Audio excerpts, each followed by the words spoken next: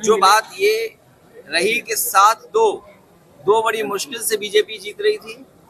7 सीटें समाजवादी पार्टी जीती है, लेकिन प्रशासन ने सर्टिफिकेट किसी और को दिया है। और जो संभल में हुआ है, संभल में हुआ नहीं है, कराया गया है। अफवाहों में होता कुछ नहीं है, अफवाहों से होता बहुत कुछ है। अगर पूरा घटनाक्रम आप देखेंगे, पहले तो 19 तारीख को फैसला सुनवाना कि उसका सर्वे होगा।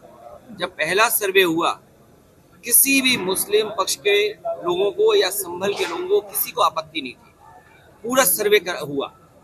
लेकिन पता नहीं क्यों फिर दोबारा सर्वे करने का फैसला लिया गया और दोबारा सर्वे हुआ। अगर दोबारा सर्वे की बात हुई तो कम से कम वहां पे जो जिम्मेदार लोगों थे उनसे बातचीत करनी चाहिए थी प्रशासन को, लेकिन बातचीत नहीं की। और फिर जो सर्वे टीम गई थी, क्या उसमें बीजेपी के कार्यकर्ता नहीं गए थे? सच्चाई तो ये है, जो प्रशासन छिपा रहा है, कि जितने लोग उसमें गए थे सर्वे में, पीछे से नारे लगाते जा रहे थे। जो नारे लगाने वाले थे उन पे कितनी कार्रवाई की है? क्या नारे लगाने वालों पे मुकदमे दर्ज हुए? क्या नारे लगाने वाले जो सर्वे टीम के साथ गए थे, क्या बीजेपी के कार्यकर्ता नहीं थे? क्या प्रशासन की आंख बंद है इस बात को लेकर के? और सोचिए, आप पीजीआई में जाइए, नौकरी कहाँ की मिली राजस्थान के लोगों को?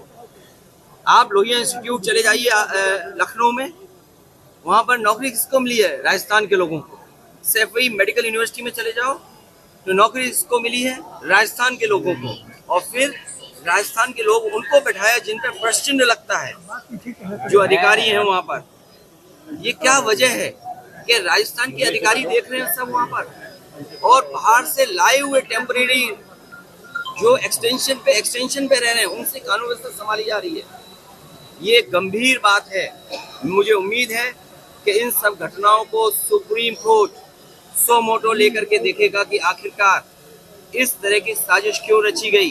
क्योंकि भारतीय जनता पार्टी को अपनी जो बेईमानी की थी उन्होंने, उस बेईमानी को छिपाना था।